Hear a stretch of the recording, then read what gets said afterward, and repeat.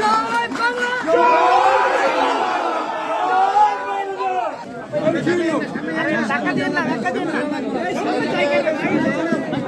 কি কারণে? আমি কি পুরো জুলুমবাজ?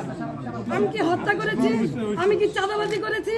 আমি কি নারায়ণগঞ্জ শহরে এমন কোন রেকর্ড আমার আছে যে আমি কোনোদিন কোনো বিরোধী দলকে আঘাত করেছি?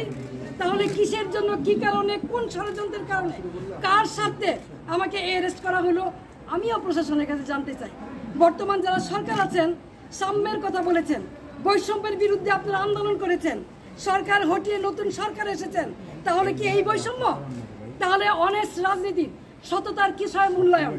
আমি তো বাড়িতেই ছিলাম, আমি তো পালাই নেই, তাহলে এইভাবে আমাকে অ্যারেস্ট করতে হলো কেন? সেই জবাব জনগণের কাছে চাই, জনগণই দিবে ইনশাআল্লাহ। জয় বাংলা।